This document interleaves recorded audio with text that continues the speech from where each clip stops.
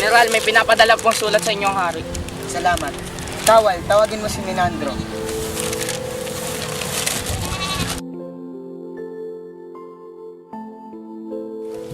Minandro, iiwanan ko ang hukbo sa iyo.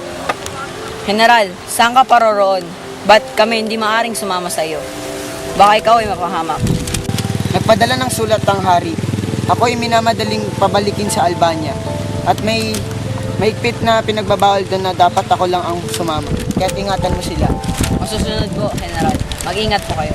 Kayo din, mag-ingat kayo.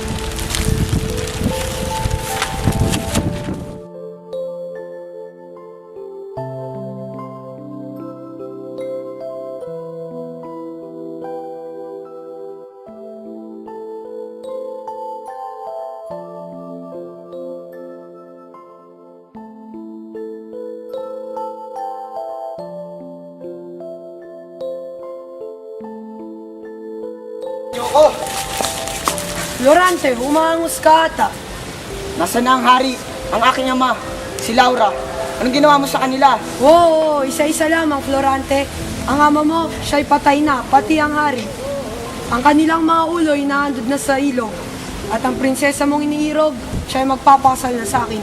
Dalhin dito si Laura. Tawan mo ako, ano ba? Hindi ba magpapakasal na tayo, Laura, aking mahal?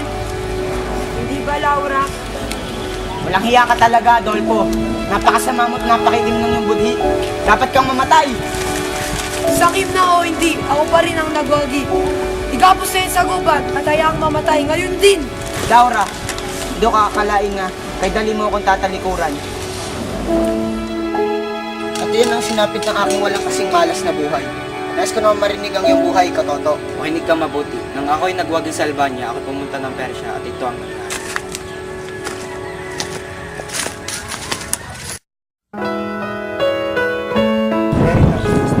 Ganda ng mga bulaklak. Oo nga, alam mo. Ngunit wala na mas gaganda pa akong ilip. Talaga? Alam mo, matagal hindi mangyari.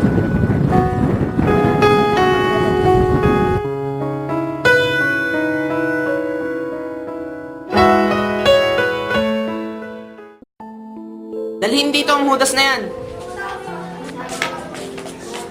Ama, ano naman ang nagawa kong kasalanan sa iyo?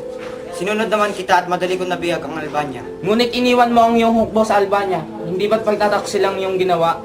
Dapat ka lamang mamatay. Hindi maaari, dahil ako'y paasal sa aking kasintahan. Wala akong pakialam. Ikaw ay pupugutan dahil ikaw ay nagkasala. Tigilan niyo yan! Pawalan ng lalaki!